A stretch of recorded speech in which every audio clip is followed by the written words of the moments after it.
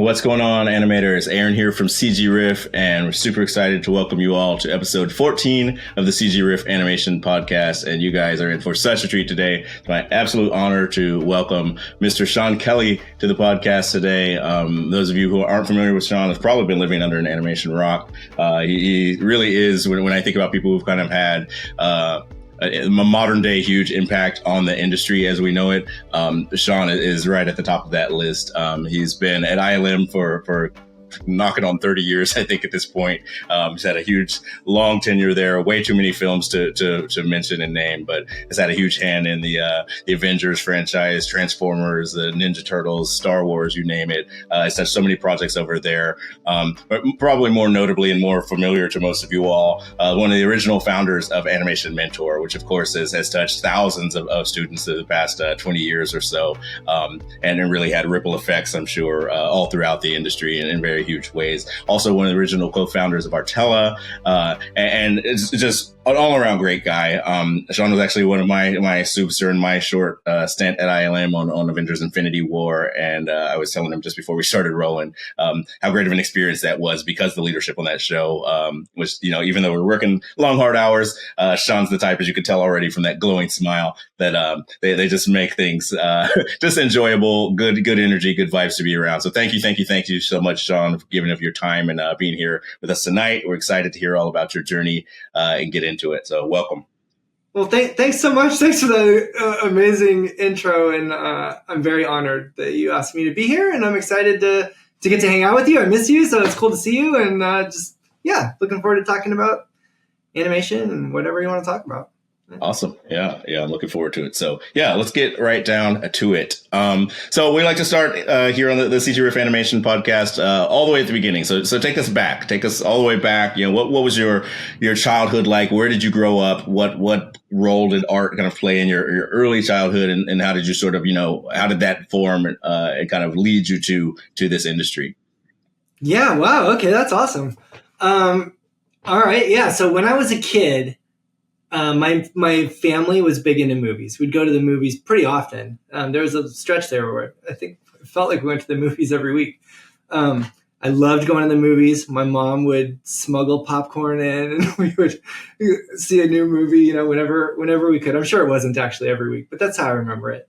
And actually, since you brought that up, one of maybe actually my earliest memory, it might be my earliest memory, is my dad told me he was going to take me to a special father-son dinner.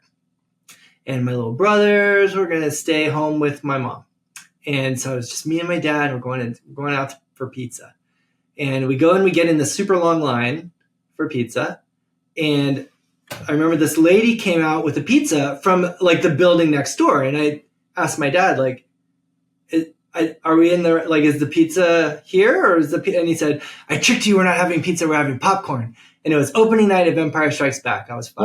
Wow, awesome. Yeah, and it nice surprise. Absolutely blew my mind. And when we walked out, again, earliest memory, I asked my dad, "Can we go to Hoth? That's the snow planet. I wanted to see the tauntauns that they ride around, and Well, inside, one for warmth." Yeah, exactly. It smelled better on the outside. So I asked my dad, can we go to Hoth? And he said, well, Hoth isn't real. It's made by artists. And I didn't know that I want to be an animator yet. But from that moment on, all I wanted to do was be the guy that makes Hoth. That was my life goal. And that was in my mind all growing up. And in high school, we had to write down a impossible career goal, aim for the stars and maybe at least make it to the moon, I think was their saying. So I had read that George might make more Star Wars movies. This is a decade before he did. And so I wrote down I want to work on a Star Wars movie. And that seemed ridiculous. But in my mind, it was well, somebody's going to work on those movies. So maybe I can. And all through college, I had that in my mind. Does this take me one step closer to Star Wars or one step further away from Star Wars? And I've told people that that wasn't great for my social life, but it did give me kind of a laser focus on this goal that seemed impossible, but seemed increasingly less completely ridiculous. And it really encouraged me to put myself into situations I wouldn't have otherwise without that goal, I think. So like by that time, and maybe I skipped part of the story you want, I'm not sure, but by that time I had realized I want to animate. And so I had that goal, and I had this idea that I want to be an animator. And so I started going to things like, talks about animation, or if Rob Coleman from ILM was going to give a talk on how they did the animation for some movie, then I would go to that talk. And beyond that, I'd be the person that like stayed after the talk and like stood around by the stage waiting for a chance to say like, hey, I'm an animation student, do you have any advice? And I wouldn't have done that. Like, I think having that goal of Star Wars made me put myself into those kinds of situations that I like. Naturally, I'm a little bit more shy than that. And I think because that goal pushed me to get out of my comfort zone and meet people I never would have met and go to places I never would have gone to and learn things I wouldn't have otherwise learned. I think that that's a huge part of how I got to the end of that goal. And got to work at ILM, which was my dream job, and work on Star Wars, which I still can't believe I got to do that. I think a lot of it is just having that laser focus on this goal. And, even if I hadn't made it to Star Wars, I still think that it would have been a valuable experience that it put me in those situations. And so I think it's important to kind of try to have like a goal when you can, and know that like, you might not make it to that goal, but it's the journey that matters. And you're going to meet all these people and go to these places and learn all these things. And maybe your journey will veer or change, or you'll decide you want to do something else because you met her and she told you about this super cool thing and you went to that place and it changed your life. So anyway, having that goal really did like change my life. And it all started when I was a kid, like you said, and I was super into movies. I was super into toys and cartoons. I loved my Star Wars toys.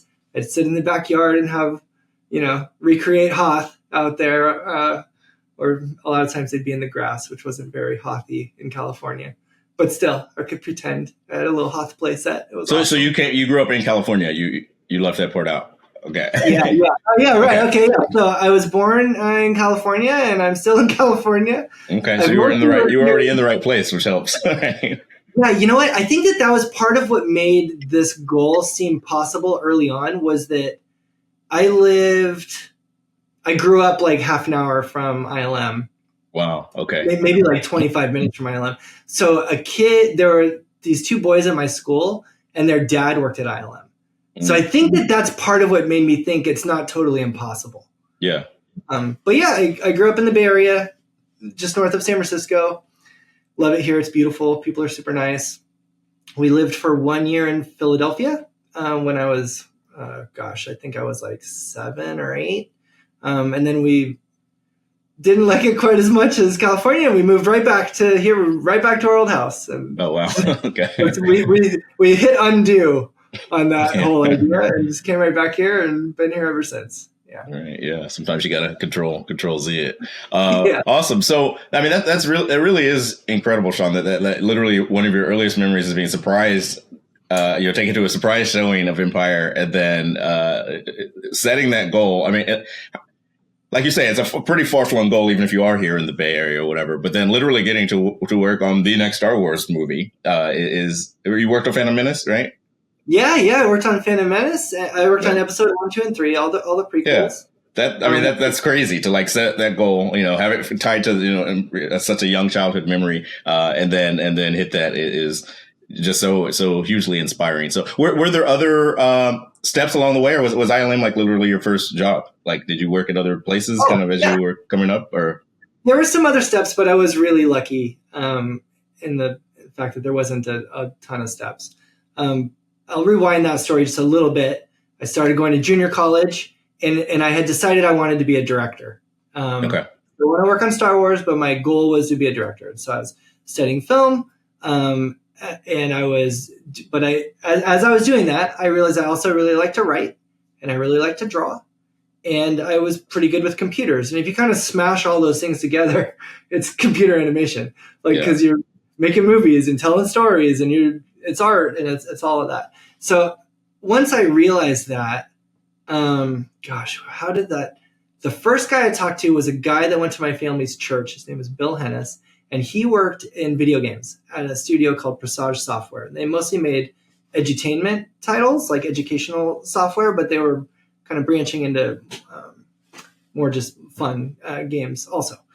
And my parents suggested that I show him my drawings. So he came over one day and I showed him my drawings, and it was the first time outside of like a school setting that I got critique from anybody like professional. And it was scary, but he was super nice. And he gave me like really good notes. I still remember the notes. I had drawn the Terminator with like half of his face gone. And the forehead was like this tall. He was like, it ended here. He's like, all right, well, the eyes go in the middle of the head and you need more head up here. Anyway, it was really helpful. And he was really nice. And he offered to mentor me in animation. He's an animator. So I started going to his house once a week, and even started bringing my buddy, Bobby Beck. He and I both started going to his house, and Bill would give us notes on our animation. And by then, I skipped part of the story, but by then I was going to the Academy of Art in San Francisco, focused on animation now. And that's where I met Bobby, and we started getting mentored by Bill.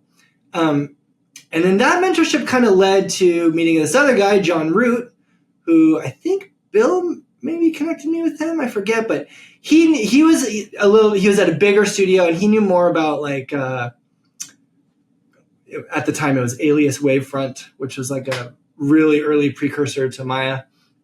But he offered to teach me that, so I started meeting with him, and he was my mentor. And then going to school, and eventually got the internship at ILM, which was huge for me, absolutely life-changing. And when I got the internship, my internship at ILM was basically make photocopies, get people coffee. And the cool thing was I could go to the classes that the animators attended and videotape the classes for the animation department. So I got to go to all these like super cool talks. Which was fun, or the acting classes or whatever was going on. And I could go to dailies for some of the movies, which was so exciting. It was Small Soldiers, Spawn, I think 101 Dalmatians at the time. There was like a live action one of those. Yeah. Boy, that's an early live action Disney movie, now that I say that. Anyway. Yeah, the Glenn Close is Cruella, yeah. Yeah, right, yeah, right. So that was 1996. I became an intern. And during that internship, a man joined the company named Wayne Gilbert. And people were telling me, oh, this big animation guru is coming. And I was like, oh, animation guru, you say? And he had like designed part of the curriculum at Sheridan College, and he taught at Disney, and he was coming to ILM. And when he got there, I got up all my guts one day and asked him if he would teach me how to animate, because that's what I want to do. And he said, bring in your sketchbooks and let me look at them. And so I brought in these pretty terrible sketchbooks, but I guess he saw potential in there, and he agreed to mentor me. And then he became my mentor. So this is mentor number 3 at this point. And he was my longest kind of long-term mentor. I started working with him a lot, a couple times a week. I'd be at his house. Him and his wife like really took me under their wing. They're incredible people. I love Wayne and Tracy so much. I owe them everything. And I would go there after. So actually what happened was my internship ended. It broke my heart. But then there was an opportunity to I could get a job in the training department. So wait, were you done with school at this point, or you were after school, or you still had more school to go back to? Or Still in school at the Academy of Art. Internship ends, but I could work in the training department, which I did for a couple weeks, and I could teach Softimage at the time. It was like our animation tool to the new hires. And but then I was working with Wayne, and I wanted to focus on animation. And mentor number 1, Bill Hennis, said, hey, we're looking for a junior animator at the game studio, Presage. So biggest gamble of my life. I'm not recommending this to anybody, but I dropped out of school. I went to work at Bill's studio, and I made Wayne my school. Or Wayne very graciously made himself my school, I should say. So I would work during the day and then go to Wayne's house after work, show him, the animation that I had done for him, which was on paper. So at the game studio, I'm doing stuff on the computer. I was more generalist, modeling, some design stuff, animation. None of it was like amazing, but I was learning. So then I would go to Wayne and I'd show him the assignment that I'd done on paper, and he'd give me notes. Then we'd all eat dinner, and then they'd go to bed, and I would just animate at his house like till like 3 a.m. And eventually I had like a drawer with my stuff in it and a key to their place and a room that I stayed in, and I cannot even tell you how gracious and wonderful they were. Anyway, eventually Wayne thought that my stuff was good enough to submit to ILM, and we did. And then I got this like incredible phone call that I get this interview. It was super scary. There was 9 people at my ILM interview, like around the table. Oh, wow. You bring your portfolio. The Supreme Court. It was like exactly what it was. It was the Animation Supreme Court. I was pretty scared. Wayne was in there. That made it a little bit better. But they showed my demo reel on the TV. I'll always remember they showed that, and then one of the animation supervisors said, so if you could do all this again, like what would you change about one of your animation pieces here? And in my mind, I'm like, well, nothing. Like I think I finally got it okay enough to show you, but I BS'd something, and I guess it must have sounded okay. They mostly liked that my demo reel had some weight on it, and that that's hard to get something looking heavy in animation. And yeah, I fluked my way into the most junior of junior animation roles possible. That was 29 years ago. I'm still here, still kicking. So wait, so the reel that you made with your mentor and showed them was all 2D? There was a little bit of 3D on there, but it was mostly 2D. Yeah. And so were you studying mostly 2D at Academy, or were you learning computer stuff there? Like, was it a computer animation program, or? I was learning computer stuff at Academy, but at the time, their animation program is better now. But at the time, it was like the animation part of it was literally like, here's a ball, save a key, move it here, save a key. All right, that's how you animate. Now we're going to talk about particle tornadoes. Like it was much more about the software. You're learning, here's all the things that computer graphics can do. Yeah. Their program's much better now, of course.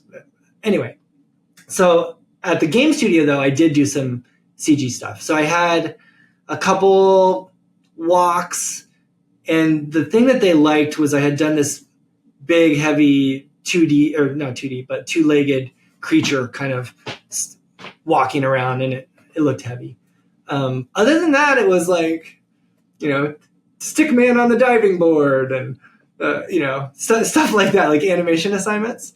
But they were doing a real push right then to find people that were more focused on the art of animation and studying, body mechanics and acting and stuff like that. And Wayne probably convinced them that I had potential. I don't know how it happened, but I got this amazing phone call. I was at work actually at the game studio, and we didn't all have our own phone lines. It was like an intercom thing. So they're like, Shawn Kelly, you have a call on line 4 or whatever. So I didn't want to answer it at my desk because I thought it might be ILM because nobody else calls me. So I went down into the basement because I knew there was a phone down there, and I did it there. And they said that I got the job, and I was like jumping around and trying to be like quiet. And then this is before cell phones or anything. I'm old, Aaron. So then I walked up the stairs and had to like calmly like walk out the front door, past the receptionist. Hey, I'm going to go out for a minute. Walk down the street till they couldn't see me through the window anymore. And then I sprinted like 2 blocks to the nearest payphone, and I called my parents, and I was like, I got the job. It was so exciting. I'll never forget that. It was great. So yeah. Yes. Again, so awesome. A culmination of a dream that you had for that long. And it seems like, you cross paths with a lot of the right people along the way, which, there's a thread that I'll pull on here in a minute with that. But that's it seems like you like you mentioned before, you kind of you made some of your luck by having that goal, like you mentioned, made you kind of come outside of yourself, maybe out of some of your introversion or whatever, to kind of put yourself out there in that way that kind of helped you cross paths with the right people. So it sounds like even to this point, up to leading, getting that internship or getting your first, position now hired at ILM, there were already a number of mentors that sort of, played a very big part in that. I didn't realize that that you knew Bobby from that far back. You guys, I guess, met in college, you said. So you see where I'm going with this, I'm sure. And I'm sure this is many years later, but the decision, like you said, to kind of take the leap of faith and actually leave your kind of traditional brick and mortar school and put all your eggs in kind of the mentorship basket that could get you there. And then that working, what parts of what you've already discussed are the seeds of Animation Mentor a number of years later? Yeah. Okay. That's a great question. Yeah. All right. So let me start with Bobby. When I started at the Academy of Art, I didn't know anybody there, and like anybody going to a new school, that's kind of scary. You don't know anybody. And I sat next to Bobby in the first class of my first day at the Academy of Art. It was a drawing class. It was like a 5-hour class, I think, where you're doing like a still life and yeah, we really hit it off. I went home and told my mom that night, like, I think I made a friend today, and he's still like one of my best friends, of course. And Bobby, actually, I'm going to throw him in the pile of people who like continued to encourage me and push me out of my comfort zone. He has like a bottomless well of energy, and he and Carlos Baena and I and another friend of ours named Daniel Shalek, we would all be in the computer lab until they closed, like almost every night at the Academy of Art. And a lot of people would leave at a reasonable hour. But at that time we were super focused, and we'd stay there till they kicked us out. And, I think it closed at 1:30, and then I'd take the 2 a.m. bus home. I got home at like 3:45. That was like my normal, I just wanted more time with those computers. I wanted to study and practice. And we started to realize that we weren't really learning what we needed to learn at the time. Like I said, the program is much better now. But we started teaching each other more than anything at that point. And we'd learn something and tell each other about it. Or, when I did get the internship, the important thing I did was I started asking the professional animators there, like, what should I be learning? I'm an animation student. They'd say, well, like the principles of animation. And I was like, cool, what's that? And they'd say, well, like in the illusion of life. Cool, what's that? Like arcs. What are arcs? Like I didn't know any of that stuff, But it became clear really quickly. And I think a couple of them even explicitly said, I don't think you're really learning what you need to learn if you want to do what we do. And so that made me, again, like try to seek out more education, more mentor opportunities like with Wayne.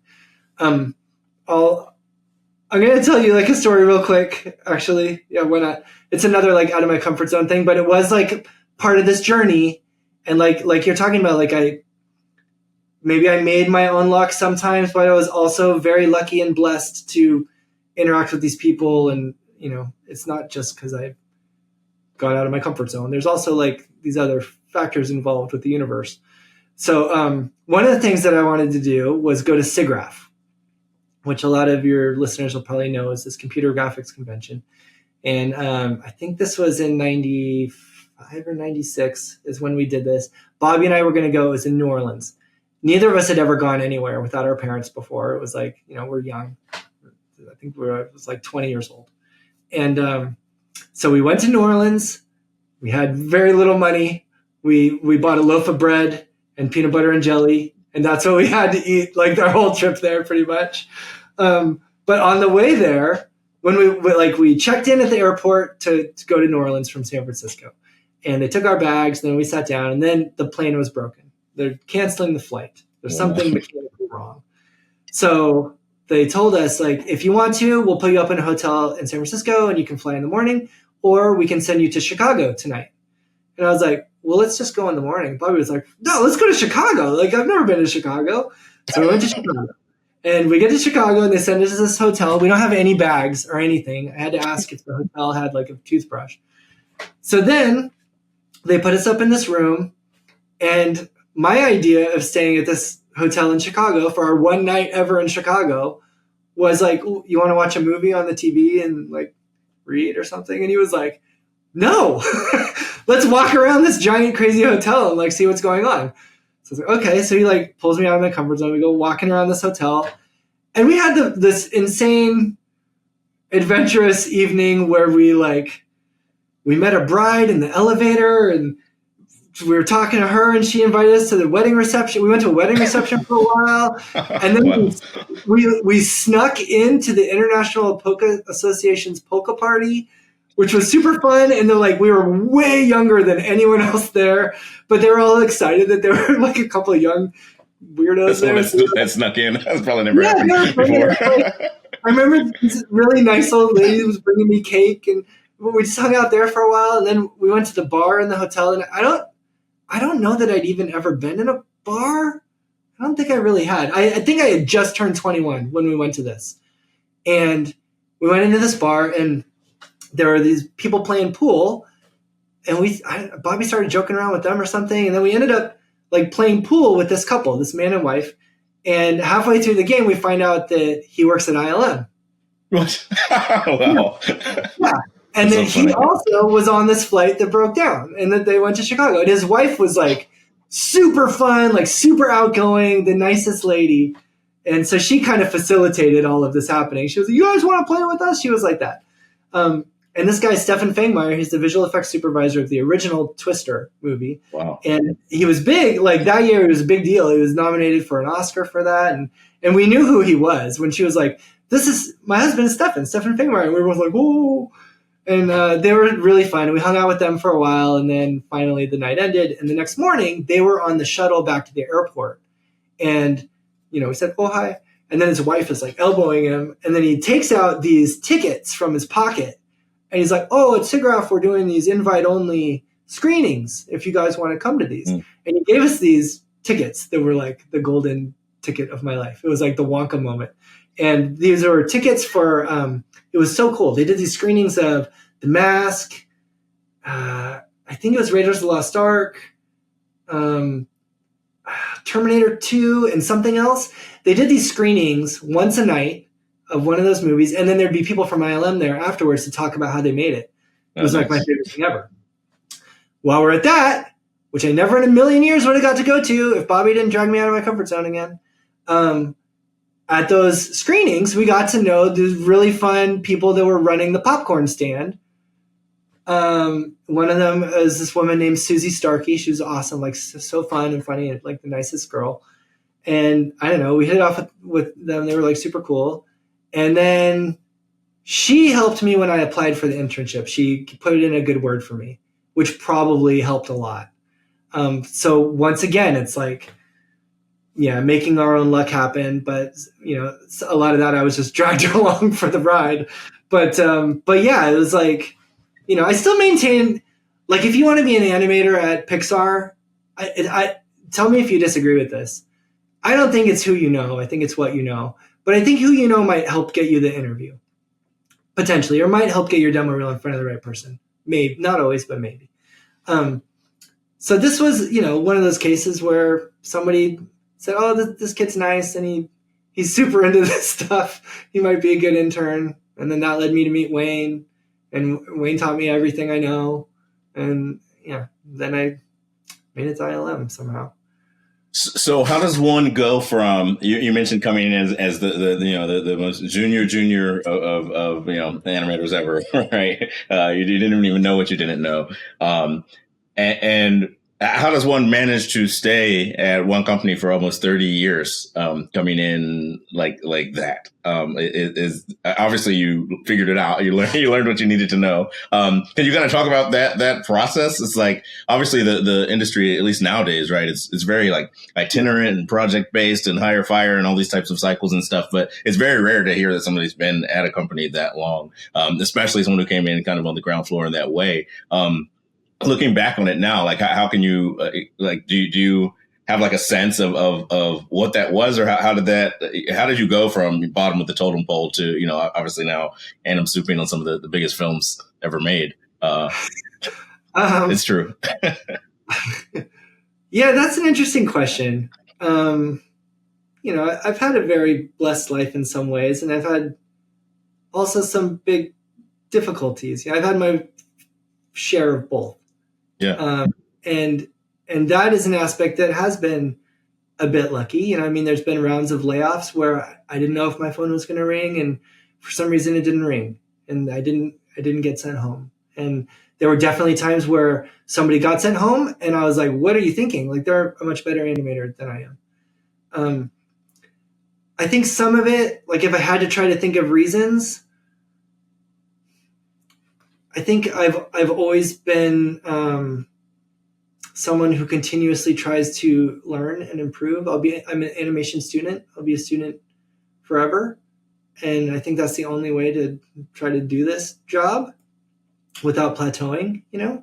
I think as soon as you decide, like, I know what I'm doing, and you stop trying to learn new things, that's when, like, you flatten out, and pretty soon people are going past you. And then, you know, that's not the only reason or even the main reason why people get laid off. But that is a reason. And so that's one reason that I think I haven't. I hope that that's part of it. I try hard to be an easy person to work with. I want to encourage the people around me, especially in a leadership role now. Like, I really want to try to build everyone up, and that's like a precious relationship to me with the team.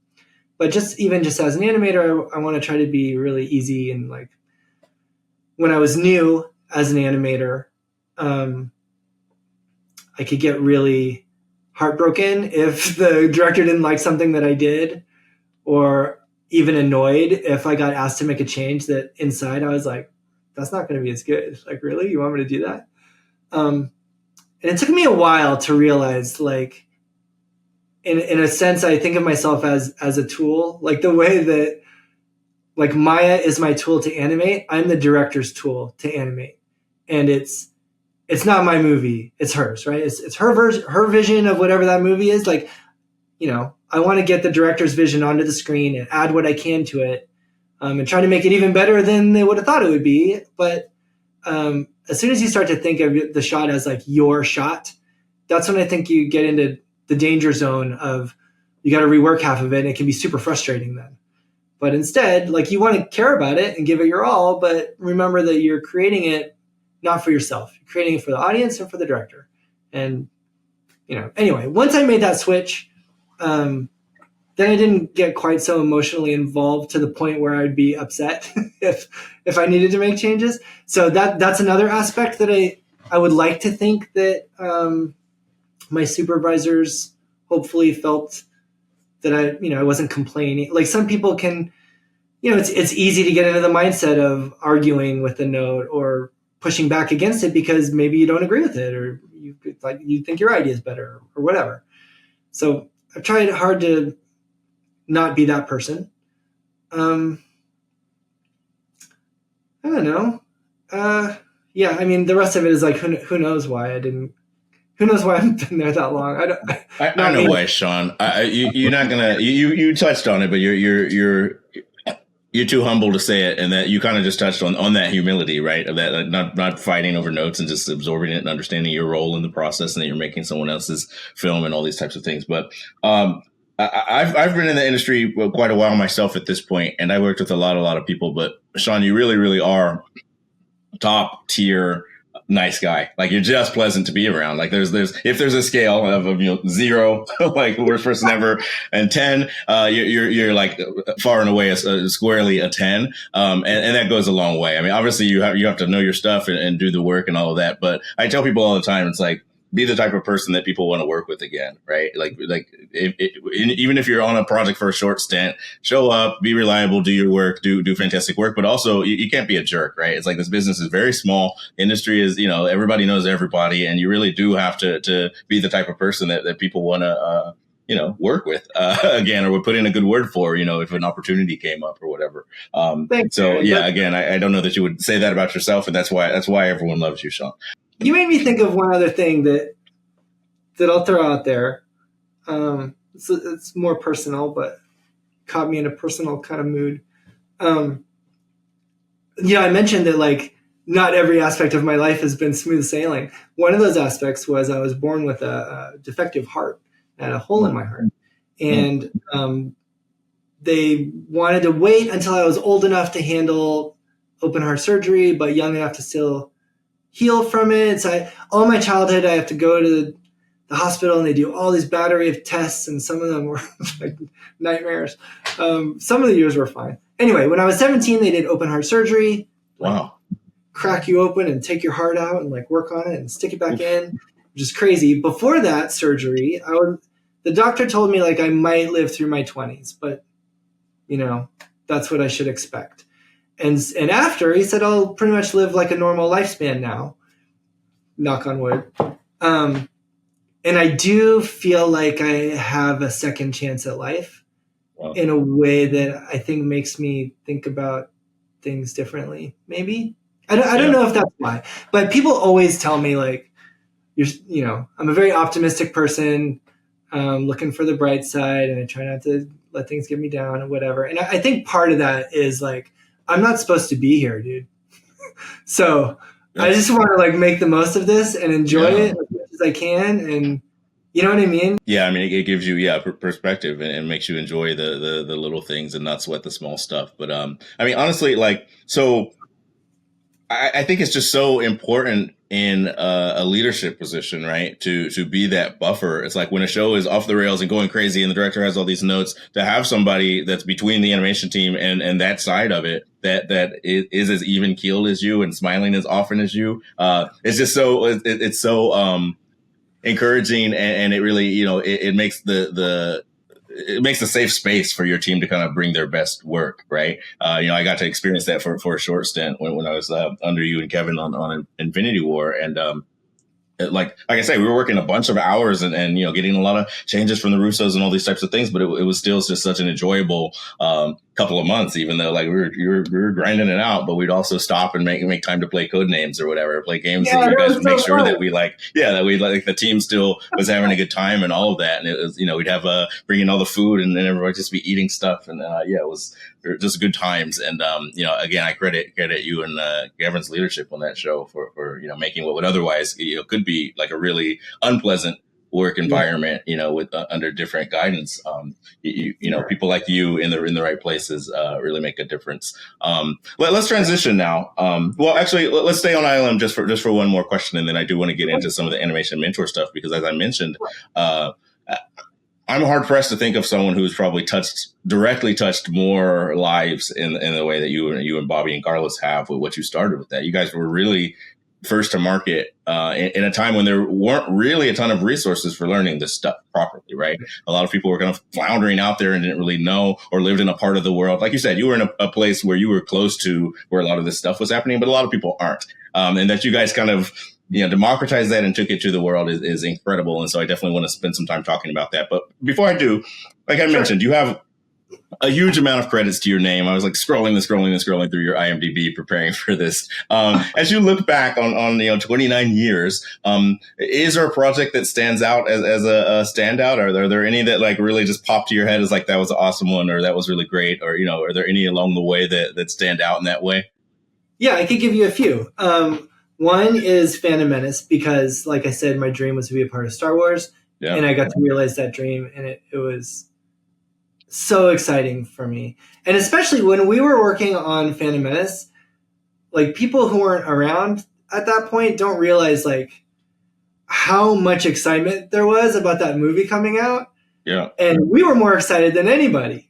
So it was just like a super exciting time.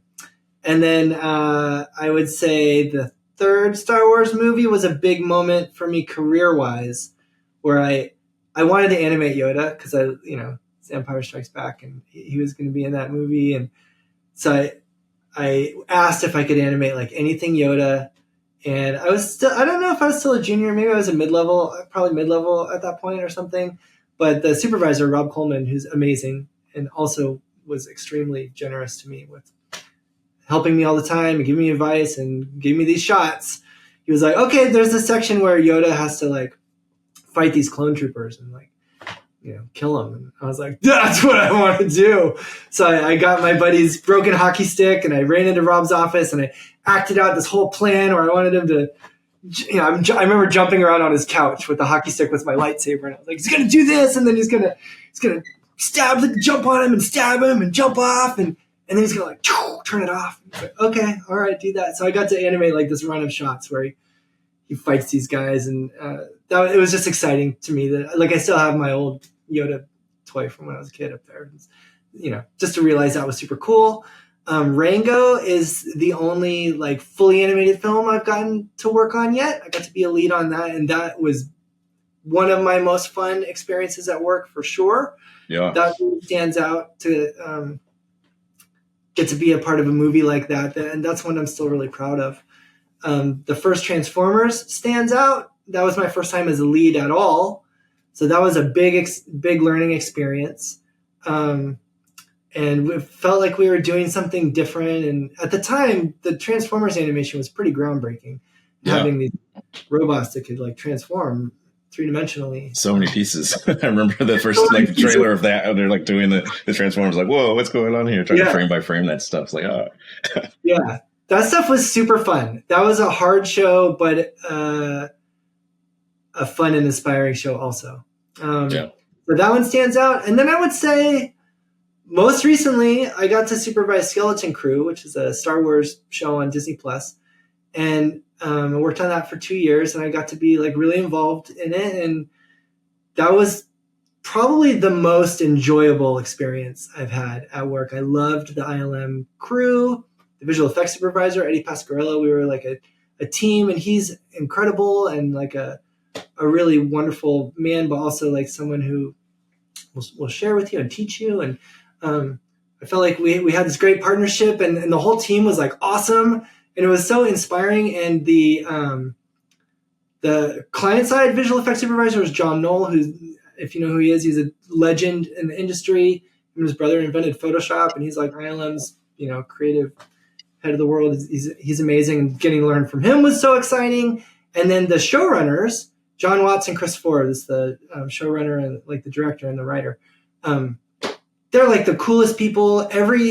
Like a lot of times, if you're in a supervising role and you're doing visual effects work, then you're having client calls, you're showing your work to people who don't work at ILM, directors or whoever. And sometimes those can be scary calls, depending on who the person is on the other end. Everybody's got their own work style and pros and cons, and sometimes there's calls where you're like, oh, geez, I hope this goes okay. Or, there are some situations that aren't pleasant necessarily. Yeah.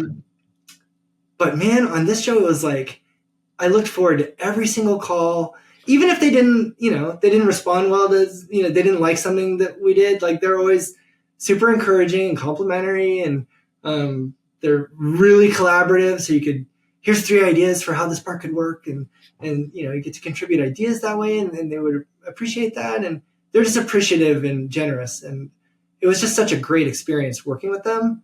So yeah, like if I could just work on Skeleton Crew for the rest of my life, I think I'd be pretty happy. It was really fun. So awesome. that one's always going to be a really happy memory for me.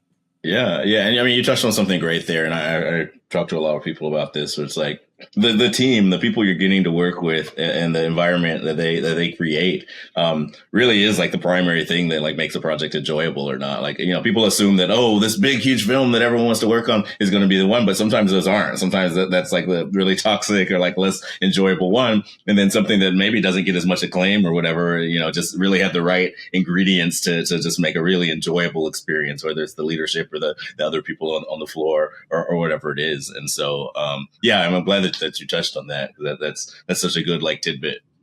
And that's really true. And that reminds me of something that I'll share with your listeners, which is I feel like my career shifted a lot when I finally stopped asking to work on certain movies and started asking to work with certain people. Yes. And instead of like, I want to work on that movie, I'd say, I know I can learn a lot from him. I know she can teach me a lot. Like whatever he's doing, whatever she's doing. And I don't care what the movie is. Like, put me on that, and I'm going to learn a little bit on that project. And a lot of times, like you said, you don't really know which movie is going to be the big, cool movie anyway. And nobody does. The president of Paramount does. Like, nobody knows. They're all just trying their best and hoping that it's going to be a hit. Yeah. And you can't try to guide your career trajectory that way, I don't think, because the little movie that nobody thought anything about is going to be the big hit of the year, and the one that you think is going to be the coolest thing ever, maybe nobody goes and sees it. And meanwhile, if the little movie was the fun one where you would have learned a lot, that's a much better project to be on. But I will say one thing I've learned is like, sometimes you're on a movie and you're like, okay, this one's not going to be that good. And in those situations, I think you just have to like almost selfishly say, okay, well, I'm going to do everything I can to make this movie like 1% better on Rotten Tomatoes than it would have been without me. And I'm going to learn everything I can learn. I'm going to try to get some cool stuff from my reel or learn about this new technique. And I'm just going to treat this movie as like a learning experience for myself. And then I'll be better prepared for the next movie. And maybe that one will be the one, So I think treating it that way, being in that mindset is healthy and you learn more. For sure. Yeah, definitely. Yeah. Chase people, not projects, in terms of, and as you're kind of on your career trajectory, that's so wise. But yeah, let's segue since you mentioned learning mindset. Animation mentor, take us to the beginning. Obviously, it sounds like I didn't even realize this, but you and Carlos and Bobby were all at Academy at the same time. So you guys came, go back that far. What was the genesis of it? When did it come about? And how did you guys like bring this thing to fruition that had never really been done before in a time when even like video calls and stuff like this weren't commonplace? How did you guys do that? Yeah, no, there was no such thing as this at the time. Like there wasn't even YouTube, I don't think, when we first started talking about this. Like YouTube maybe had just barely opened their site, like maybe barely at that time. But yeah, it started with Bobby. Bobby came to me and he had this idea. It was actually a rad idea. He had this idea for like a traveling animation roadshow thing where like animators would join this traveling circus of animation education for like a couple cities or something. And then some of them would leave and new animators would join and we'd go to another city. And it was going to be like this traveling animation school sort of, and you could have like different classes or, intensive seminars or whatever. It was fun. And actually, you know what? Actually, let me back that up. That conversation was at Mel's Diner in San Francisco, and it started because I was teaching at the Academy of Art at the time, and I invited Bobby to come be my guest speaker that night. And I forget what we talked about, facial animation maybe or something like that. And like I really want to qualify this by saying Academy of Arts program is far better now than it was when I was a student, and far better now than when I taught. We're going back like 20 years, okay? But at the time, the class that I had was their last class before they graduate.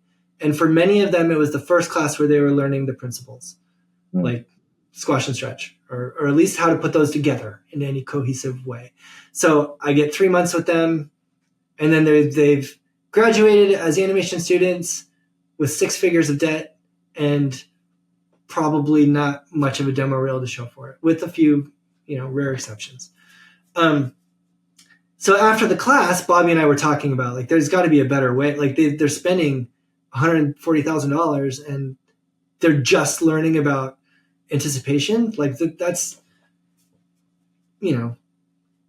I recognize that the brick and mortar big schools, they have other considerations with education, and there is an argument to be made where if you teach the students a little bit about everything, they have the most possible job opportunities open to them. But they're not going to have the job that they want if they want to be an animator, right? You know that. You got to focus on this stuff, at least to a certain degree, more than most of the bigger schools will kind of let you currently. Anyway, that conversation turned into like, there's got to be a better way to do this. And then that turned into the traveling animation circus or whatever. But then we started, okay, well, what if we could design a curriculum? Like, how would we want to learn this stuff? What would be the order of things? And we started kind of doing it like a little more seriously. Like, let's try to figure out what would be our curriculum. And then Carlos joined not too long after that. And he had on his own, I didn't even know this, he had been working on these like video tutorials and stuff that he wanted to create for people. This is, both of them are at Pixar at this point. And yeah, there was this one night where we were talking about like the logistics of how we're going to do this. And I think I said, well, what if we make it like a TV show? And we interview all these animators about anticipation. And then we talk about anticipation, and we make like a little 40-minute documentary that's just all about anticipation. And that's the show that they watch on the internet. And then they do an assignment. And it was like, the internet? How can we watch it on the internet? And then Bobby talked to some web designer in Australia, and he was doing cool stuff with Flash, and it seemed like, okay, well, maybe we could like make something where we could stream these videos on the internet, and they could upload their assignments. And then that just spiraled into like, okay, well, then what if we pair them up with a mentor, and then it can be like Shawn's experience. That's kind of how that began, was like I told you, I had 3 different mentors, not counting the other people who lucked into my life and changed it with their magic touch. And so like, how can we create my experience with Wayne Gilbert for people who didn't happen to accidentally walk into a room with Wayne Gilbert? You know what I mean? Yeah. That was the whole idea of it. No geographic boundaries. This way, you don't have to live in San Francisco or New York to happen to meet an animator. Yeah. And then once we glommed onto that, it was like, this could actually be really cool. And I think we could really do this. So we all dove into this. Bobby is awesome with like organizational skills, and he had been studying business stuff. So he became the CEO, and he gave us, Carlos and I, we need deadlines and stuff. And Bobby was good about, okay, Shawn's going to have the anticipation class. I'll edit it together by this day. And it's like, oh my God, okay. So that became, it was interesting. When I wanted to be an animator, like I said, my focus was animation, and not great for my social life. When I was working with Wayne and trying to learn animation, it's not really an exaggeration to say that if I was awake, I was studying animation or animating. And that was like all I did.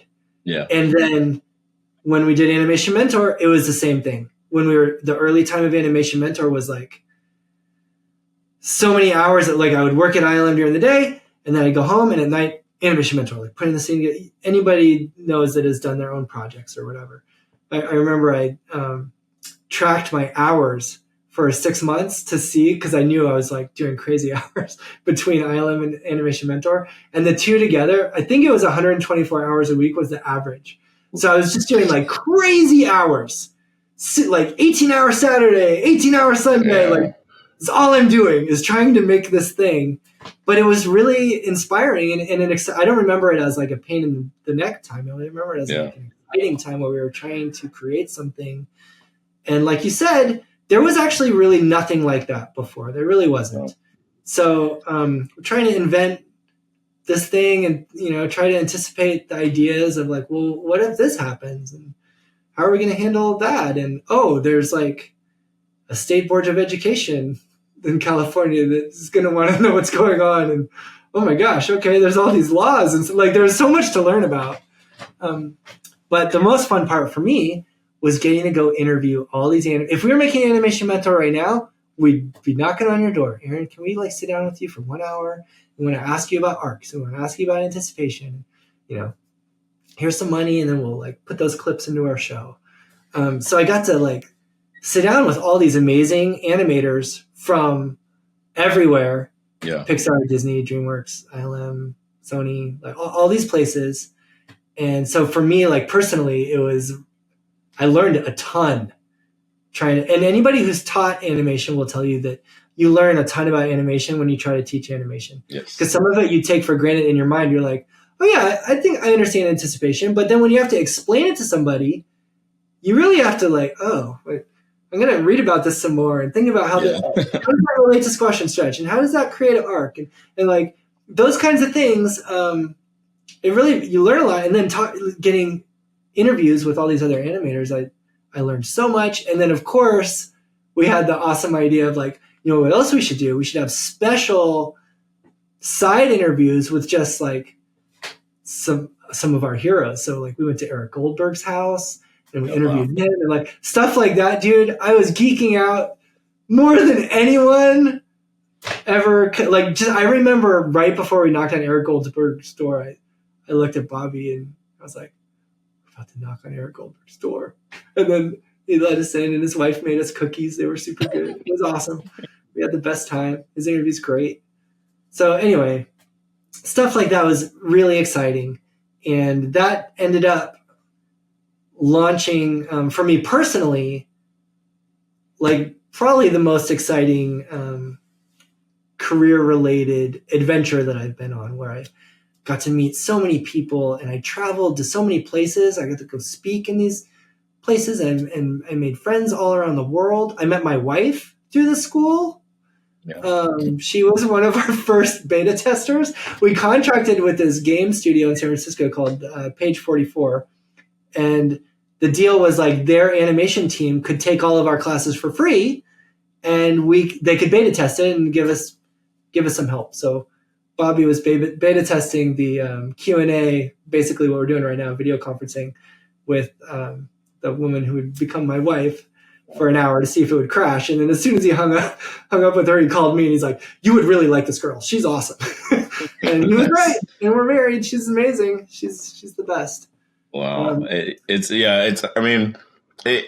hard for people in the present day, current students or whatever, to really understand what the landscape was like before Animation Mentors. It's really like BCAD type of thing. Like I remember, so AM launched, I think, like my senior year at SCAD. So I was in the, deep into the brick and mortar thing, and this new thing comes out. And I'm like, that's what I like. That's the, this is the way, like you said, the way to learn it. This is, this is what, this looks so awesome. And they have big people from all the studios. Like, a lot of times the teachers, especially back then, were just, people who maybe couldn't even get jobs, hadn't worked in the industry at all a lot of times. And so they're doing the best they can or whatever. But the only like online resource at all when I was coming up, there was something called Digital Tutors. And they had some like videos or whatever online. And it's like, I ate that stuff up because I was just so hungry to learn. It was still Alias Wavefront. When I think I started on Maya 4 or something before they dropped the Wavefront and stayed Alias for a while before Autodesk. But it was a wasteland in terms of like trying to learn things and find things. You were kind of on your own and a lot of books and things like that.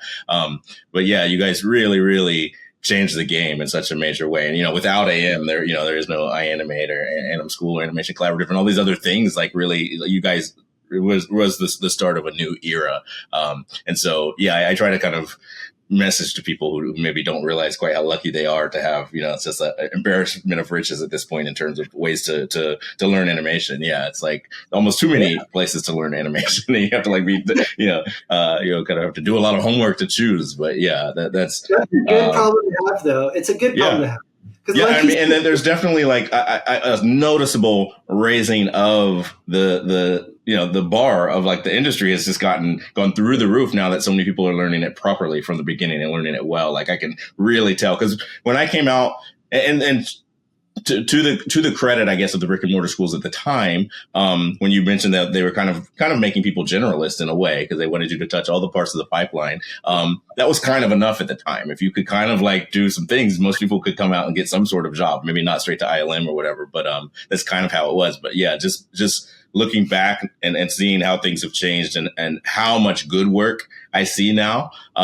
There was a time when the majority of work, when people were like just posting their student work or whatever, was pretty bad. But now it's like, it's done at like a complete 180 where most of the stuff I see is pretty awesome. I'm like, whoa, what studio made that? And it's just somebody's, student thesis or whatever. And it's like, it's really, a testament to like you guys literally, I feel like whether you realize it or not, again, you're going to be too humble to say it, but I think you really did change the game in terms of people understanding, like, who do I need to be learning this from and how to actually get good at this? And what it's done is really raised up a whole, it's been a increasing of the entire industry's skill that I can kind of like directly point to that, which is, incredible. You're the Zuckerberg of animation and learning or whatever. If anyone wants to be that guy right now, I don't know. But yeah. Anyways, I will say that animation is one of those crafts that, like a master-apprentice relationship, is the ideal way to learn it. It really is. And if there was some economically feasible way to just have like one animation student and one mentor, and they hook up like Wayne and I did, and like that's like the ideal scenario. But you got to have a little bit of economy of scale to make all of that work. So a mentor with a handful of students, that works just as well with the model that we did, or that iAnimate or any of those other schools are doing. That like you're saying, it's a much better way to like get to focus on it and really learn that craft at a much faster speed than you might otherwise. It certainly was for me anyway. So yeah, I mean, we were just trying to recreate that for people, and I think you're right. I mean, the work from students now is mind-blowingly good, and I'll say one other thing. I hope this doesn't sound weird. When I joined the industry, I think that the vibe was a little bit different as far as ego, and like there were a lot of animators at ILM that were wonderful and they'll help you with anything and very little ego. But there were also animators that you'd hear about, and especially at some other studios, including yours, where there were some people that like they want to hide all their secrets because they want the best shot, and they don't want to help anybody, and they think they're the best animator, and we had some of that at ILM. I'd hear stories about that everywhere. That wasn't that uncommon to have some of that. Disney, anywhere. It was like a plague of that, I think. And when we got serious about Animation Mentor, we talked about making a conscious effort to like, let's try to train people who want to help each other and who want to like work in an environment where nobody's trying to hide their secrets and everybody's trying to help each other. And I always tell, if I'm working with students, I tell them that learning animation is like climbing this mountain, and you're never going to get to the top of the mountain, and you're going up the mountain with other people, and you see somebody sliding down, you grab their hand and you pull them up the mountain, and you're sliding down and they help you up the mountain, and like it's this journey that you're taking up the mountain, and what matters is taking the next step up the mountain. You're never going to get to the top of the mountain unless you're Glenn Keane. Maybe he's at the top of the mountain. He probably would say he's not, even if he's wrong. But like basically nobody's going to get to the top of the mountain. And I want to work with people who have that mindset, who just are excited about doing this and excited about growing as in their personal artistry, but also growing the art form. And I don't know that like we specifically had a giant impact on that, but I do think that the vibe of the industry is very different now, where it feels to me much more like what I'm talking about, where I don't actually see a lot of egomaniacs, and I don't hear stories about that at other studios. There certainly aren't any at ILM, and I've stopped hearing about those kinds of stories at other places, mostly. So, I don't know if the online schools have had an effect on that or not, but I certainly think the vibe is better now. Well, you know what it is. I think part of that, and I've heard. I agree with you, and I've kind of experienced that, and I've heard of how things used to be, and yeah, I do think things have gotten better, and I do think part of it is access. I mean, there was always this separation of like student and then like these gods of animation on these pedestals that would never come down from Mount Olympus and like say hello, or when they did, like you mentioned, like. When I was at SCAD, if a Pixar guy was coming to like give a talk, we'd wait for like 3 hours, like the Beatles were coming to town, like outside of the theater, and then we'd hang out afterwards, like hoping that they would take a look at our reel or whatever. But it's like now I feel like them kind of getting to see us as people and look into our homes and connect all over the world with these people and see that, oh no, these are all just nerds who just love geeking out about animation, right? It's like, they're not going to bite, and you can go up to them at CTN or whatever, and these are just generally pretty nice people. In my experience, this has been an industry that's full of a lot of nice people. There's going to be jerks anywhere, but I do feel like it's kind of moved that way, and I do think that maybe that's part of it. It's harder to act like your stuff doesn't stink or whatever when there's like a little more kind of like direct line to other people also doing it at a high level, and you'd be like, hey, you can't treat me like a jerk because this guy who's just as good as you or worked there 30 years is the nicest guy I've ever met before. So it's like, why are you acting like, oh, get out of here, kid? So yeah, maybe that does like play a part of it, because in my experience, like this is a field that people are, everyone in it is very passionate, and they'll talk to you for hours about animation. Everyone's been very generous with their time, even doing things like this. And people do tend to be quite humble. Like I did this with James Baxter, and he basically said that he doesn't draw that well. I'm like, what are you talking about? Like, how can you, whatever. But, cause my wife works in the medical field, like she's in science or whatever. And, she runs into a lot more jerks than I do in her day to day. Right. And so, egos can really make a work environment, unenjoyable. Right. And so, I think, hopefully I'd like to think that you guys did play a role in that, be at least making a conscious effort to try to, kind of cultivate an environment where that's not, what we're after, what we're about, is great. So I'd like to think you succeeded in that. At least we made an effort with it. The other way I think that those schools do a better job of preparing people is you get used to getting feedback. And it's not like when I started, luckily I had Wayne to give me feedback, but that's different than sitting in a room with 30 other animators and hearing what you did wrong. And that can be really terrifying to be in dailies, but I think, any Animation Mentor and any of the other good ones, you're kind of getting that experience a little bit going to that school to a certain degree. It's not quite the same, but at least when you go to dailies for the first time, it's not like this earth-shattering culture shock. Yeah. I mean, that is its own skill, and they don't always, lean on that enough in school, like receiving feedback and taking it graciously, and being able to even being able to parse notes when you get them, especially when you get them from multiple places, and being able to like kind of prioritize like whose note to do, and like it is a skill, and it does take some time to sort of develop all of that, but. All right, so we're going to come to the end of our time here. This has been an awesome conversation. I could, like I said, I could go on for hours, but I actually have to teach at 9.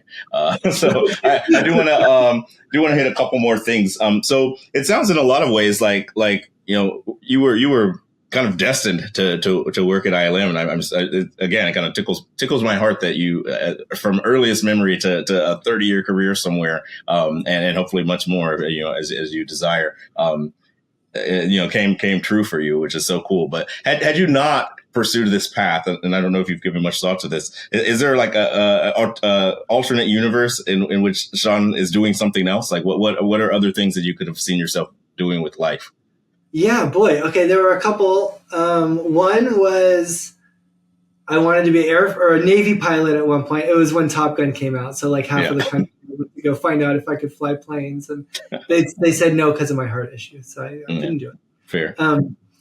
Another one that I was very interested in at one point was just because I was always going to get my heart checked.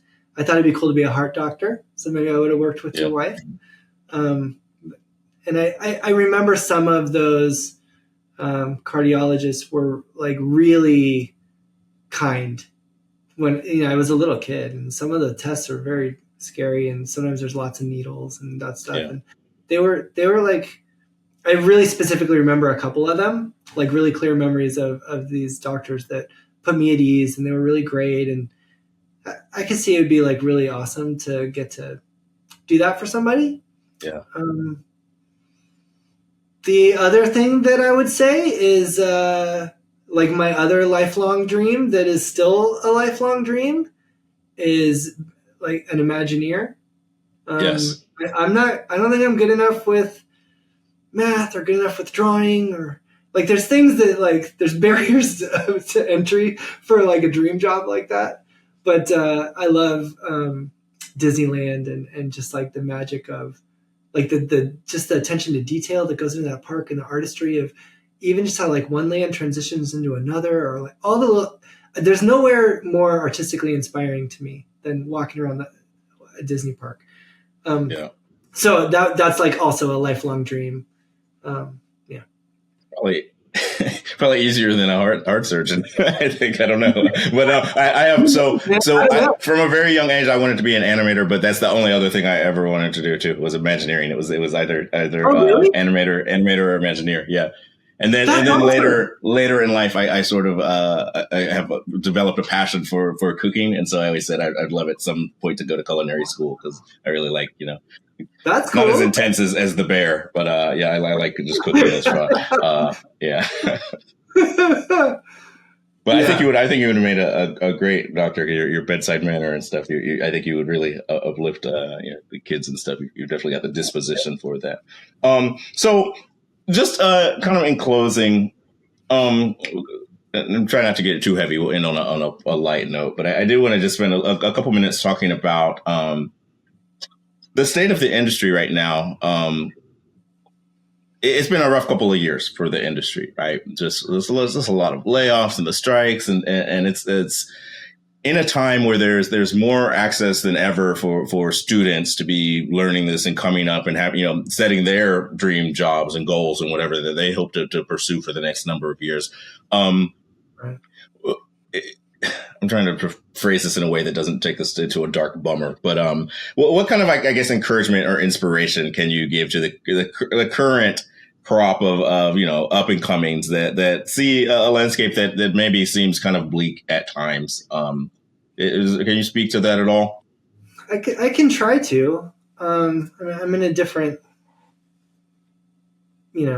place than they are, so I can't like completely put myself in their shoes, I'm sure, but I understand. I understand that. I understand that there would be times that's scary, and I would say a couple things. I'll just ramble, I guess. I would say that the industry has always been pretty cyclical, and sometimes there's slow times.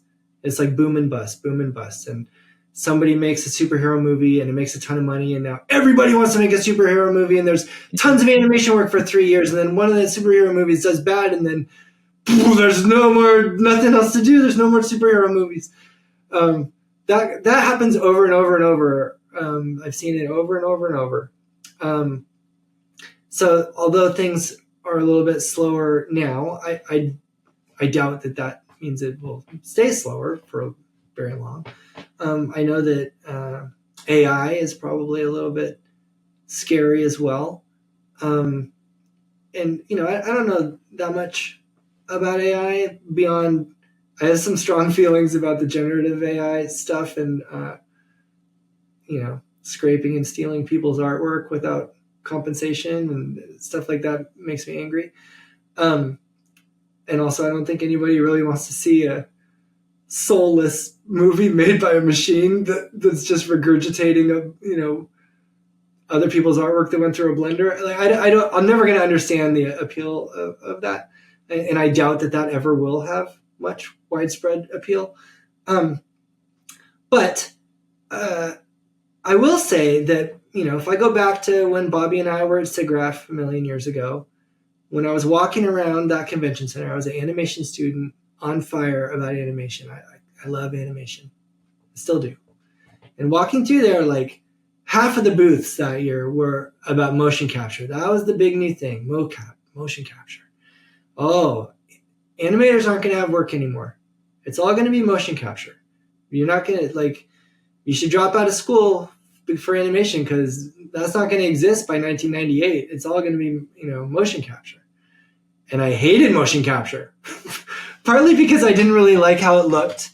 Everything at SIGGRAPH that they're showing is live and it's like totally unedited raw mocap, which still looks kind of dead a lot of the time. And so I hated mocap. I was the biggest motion capture hater ever.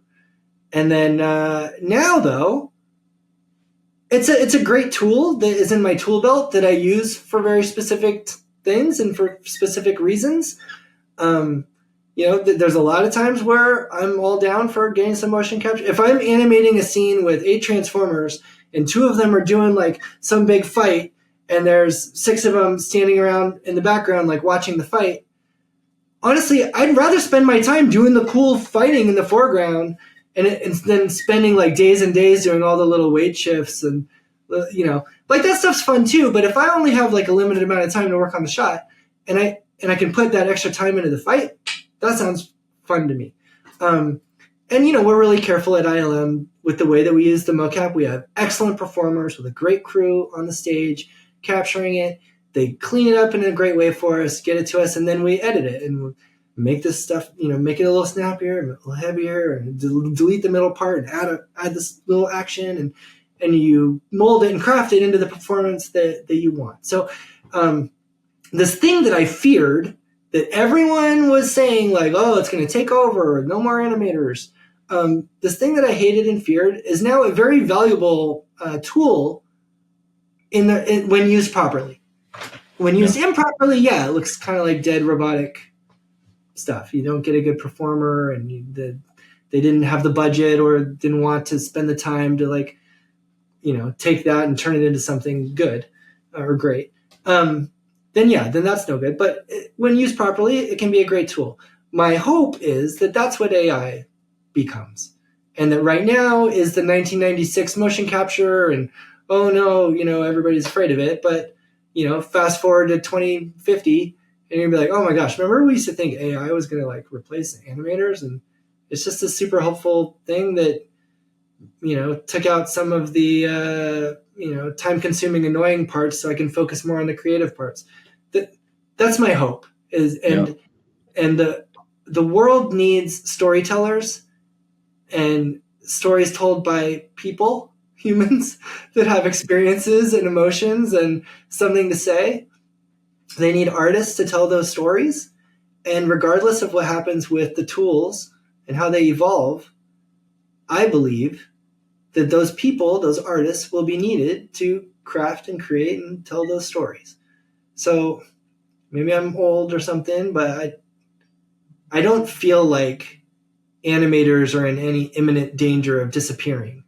There's always going to be a strata of projects that don't have the budget for an Aaron McGriff level animator.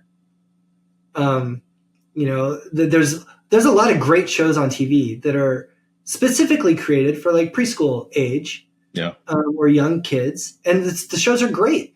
Is the animation super great? Well, it depends. I mean, if you're saying, well, they had literally 3 hours to animate that shot, then it's actually pretty great. But is it great compared to the latest Pixar movie? If you're just comparing nuance and performance, okay, no, it's not. But did it tell the story that needed to be told for the budget that they had? And does it appeal to the audience that it's created for? Yeah. So that's a good show. That doesn't mean it's a bad show.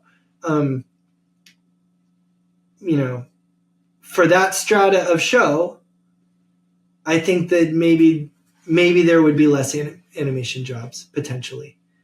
I just had a conversation a couple of days ago about that. That being a place where the level that it's getting to, and it does seem to be getting quite good, quite fast, or better, fast, and making big advancements. But that does seem to be one of the places, that would probably potentially be in the most immediate kind of viable solution for, I guess. But even so, even if that's the case, which I hope it's not, but even if it is, those shows will still need those creative people. Running it, or else the show's not going to be a good show. And then it's not going to last, and it'll go away. And eventually they'll realize when the show is just straight up AI, nobody watches it.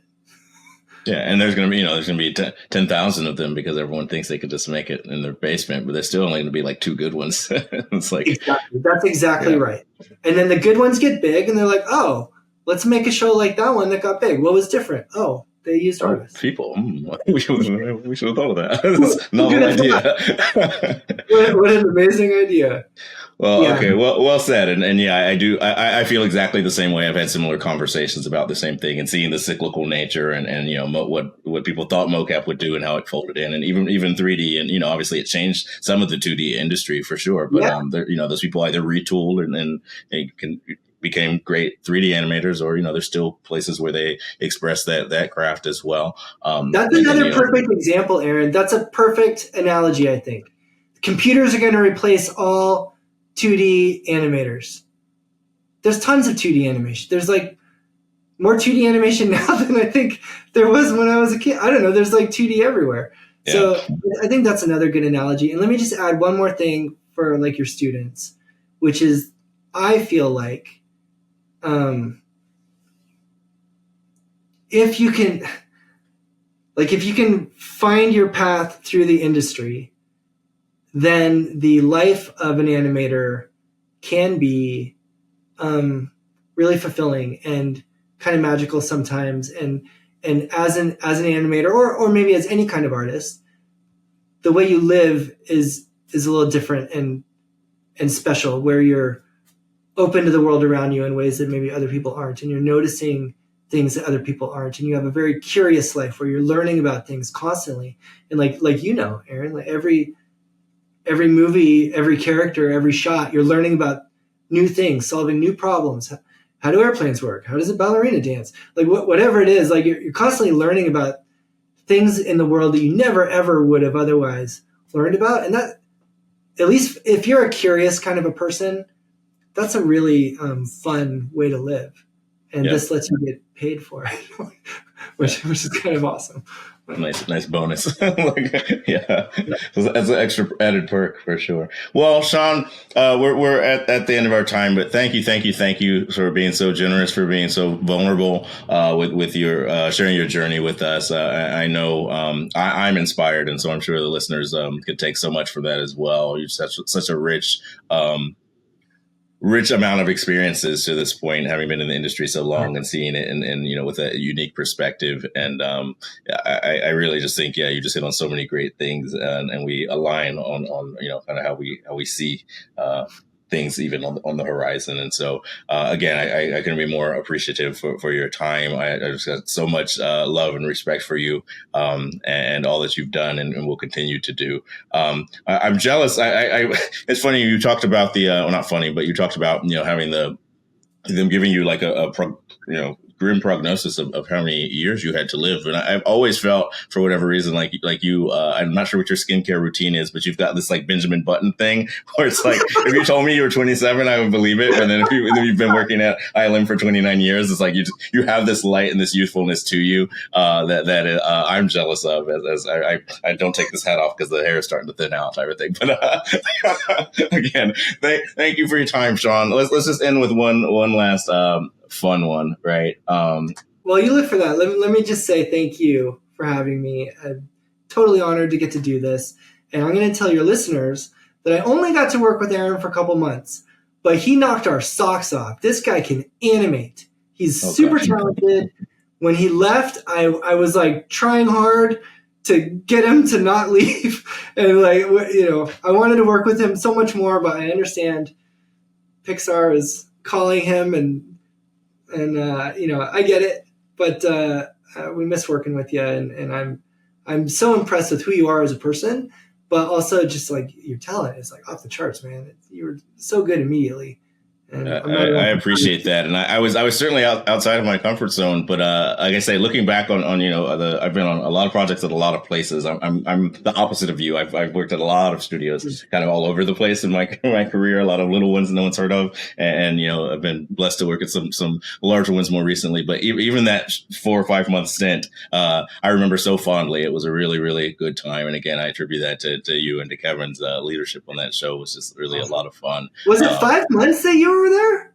It might have been 4. It was really short. It was, yeah. I just remember it was too short. That's my memory of it, is that it was too little. So, I mean, I got to do a lot of things in that time. You talked about the motion capture. I actually got to do a couple shoots on the stage, which is the stage there is incredible. But me and Travis put on the suits a couple times. We were doing Outriders and Wakanda, like warriors, like falling over. I was sore for like a week after. It was like hadn't been that sore in a long time. But all right, so let's just end on a fun one. What's your favorite? What's your like go-to comfort food? Oh boy, probably I got a couple. It's either fried chicken, which I love with all my heart, or if I'm at Disneyland, the corn dog at the corn dog cart is like nice. Carts on Main Street is good. Yes. Or pretty much anything my wife makes. She can cook, man. If you're interested in cooking, come hang out with her. Nice. That sounds like a keeper. Yeah, we never go to Disneyland without hitting the corn dog cart. Even no matter how long the line is, it's worth the wait. So good answer. Awesome. Well, again, thank you, Shawn. Thank you to all the listeners for tuning in. Be sure to like and subscribe. We got many more great episodes coming here in season 2.